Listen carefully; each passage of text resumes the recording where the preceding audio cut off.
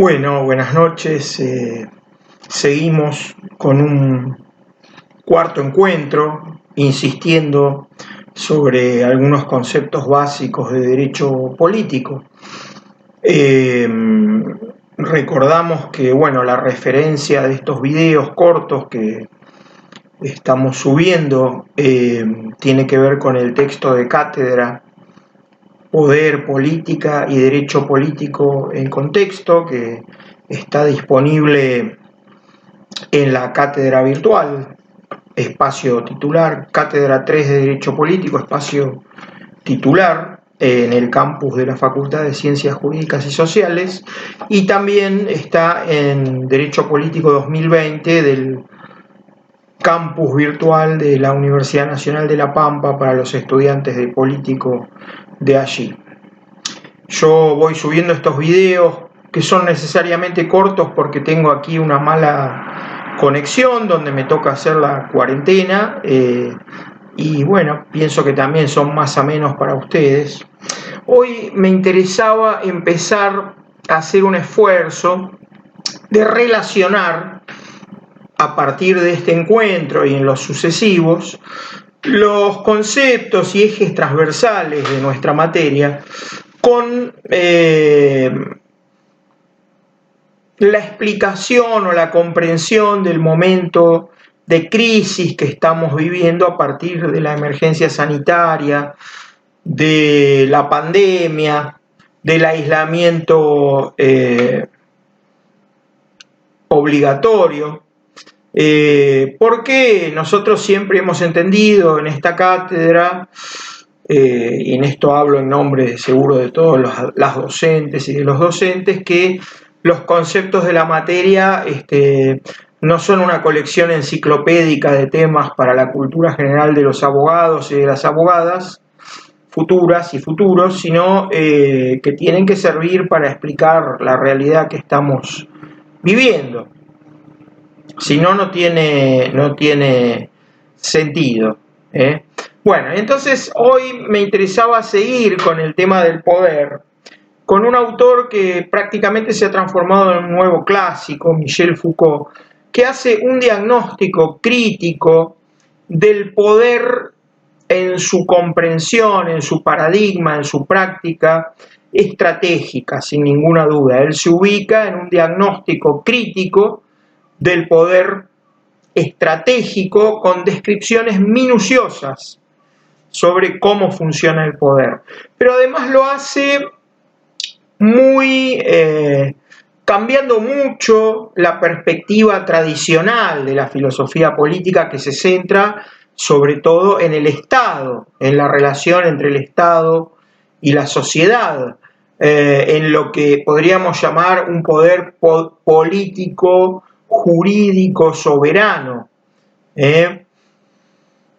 Sin embargo, Foucault descentra esta imagen del poder. Él dice, bueno, que el poder se ve mejor en las instituciones como la cárcel, las instituciones de salud mental, de encierro, de manicomialización, en las instituciones educativas, y allí, digamos, el objeto del poder es el cuerpo, es la corporalidad, una corpopolítica que lo que busca es formar cuerpos dóciles y útiles para las estrategias de poder. El poder aquí se define en todos sus términos como estratégico, un poder que no tiene capacidad de producir efectos, que no tiene una capacidad de producir realidad, no puede calificarse como tal en la visión de Michel Foucault. Y además, el poder articula saberes y prácticas y normatividades totalmente diversas y heterogéneas. Esto es lo que Foucault llama un dispositivo de poder. Un dispositivo de poder es una articulación estratégica de espacios, de edificios, de saberes técnicos, de saberes que pretenden validez científica, de normas morales, de normas jurídicas, con el objetivo de producir un efecto de poder cuya superficie de inscripción son los cuerpos. Por eso la subjetividad moderna, Foucault lo podemos ubicar dentro de la crítica de la filosofía moderna, porque claramente está en una línea de sospecha. El sujeto moderno, lejos de ser autónomo, libre, una voluntad que se afirma, es un sujeto que está sujetado, es un sujeto a estos dispositivos de poder. Y el poder va de la mano con una determinación de lo que es la verdad, y va de la mano también con el conocimiento, ¿no? Cada modelo, cada dispositivo de poder, cada diagrama de poder genera sus saberes correspondientes. Entonces Foucault dice, bueno, en una serie de textos que señalan tal vez la transición hacia su obra más madura. Ustedes saben que Foucault es un filósofo que empieza en los años 50, que en los años 60 se hace conocido con su historia de la locura en la época clásica, y ahí tiene de alguna forma su primera etapa, donde habla de la arqueología del saber, es su metodología. Esto no es fácil de explicar en un curso de Derecho Político y en un video breve, pero diríamos, ahí Foucault discute un poco los a priori históricos del saber y del poder y de las formas de conocimiento que articulan los dispositivos de poder. Una segunda etapa es la genealógica, mucho más influenciado por el pensamiento de Nietzsche, donde él dice que detrás de el Nietzsche especialmente de la genealogía de la moral, el método genealógico lo que pretende entender es en el origen de las certezas, de las verdades, de la moralidad y de la ciencia, existen una serie de mecanismos de violencia y de silenciamiento de otros planteos alternativos. Entonces la genealogía vuelve a recorrer ese camino para sacar, para hacer evidente aquellas voces, aquellas moralidades, aquellas alternativas de conocimiento científico que han sido ocultadas. Y podríamos hablar de un tercer Foucault que tiene que ver con las tecnologías del yo, con la idea de que las superficies, los lugares, los espacios de poder no son solamente la subjetividad y la corporalidad, sino también las poblaciones en sus constantes biológicas, en sus constantes de vida. Y la preocupación moral de Foucault final, que una reflexión muy rica que queda coartada por su muerte prematura a raíz de haber contraído el síndrome de inmunodeficiencia adquirida en una época en que no había todavía tratamientos para esta enfermedad, y la muerte prematura de Foucault en 1984, quiebra su última etapa de reflexión sobre lo que él llamaba las tecnologías del yo, que incluye todo esto, la biopolítica, las formas de la gubernamentalidad que se aplican sobre las poblaciones, que tienen como espacio de aplicación a las poblaciones. Bueno, ¿por qué hicimos toda esta introducción que seguramente les resultará un poquito compleja? Bueno, porque en esta etapa Foucault pone énfasis en los dispositivos de poder que él llama biopolíticos, que tienen como objeto las características biológicas de las poblaciones. la natalidad, la mortalidad, la morbilidad, es decir, la circulación y la reproducción de enfermedades epidémicas o pandémicas, la organización de los espacios urbanos, de los espacios territoriales. Todo eso son un conjunto de vinculaciones de los miembros de una población que tienen que ver con la vida tomada en un sentido biológico. Por eso en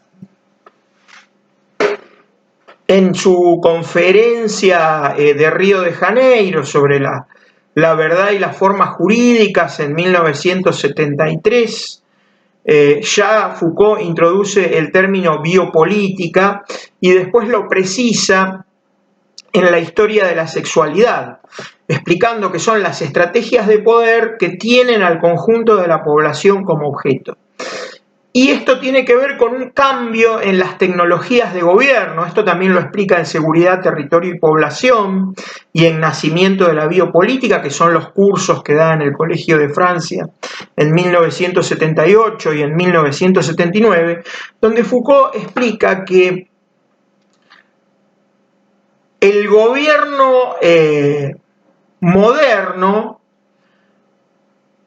tiene que poder encauzar determinadas conductas, orientar, encauzar conductas, pautas de vida, hábitos que tienen que ver con la vida biológica de las poblaciones. ¿Para qué? Para tener una población que sea más útil, más productiva, de riqueza, que sea más sana, porque esto también incide en la productividad de la población.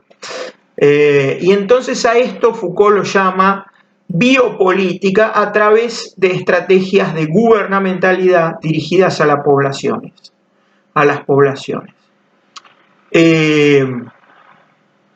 ¿Qué quiere decir esto? Esto quiere decir que hay un dispositivo de poder estratégico que articula los medios y los saberes, dice Foucault, para tener una población más útil y más dócil.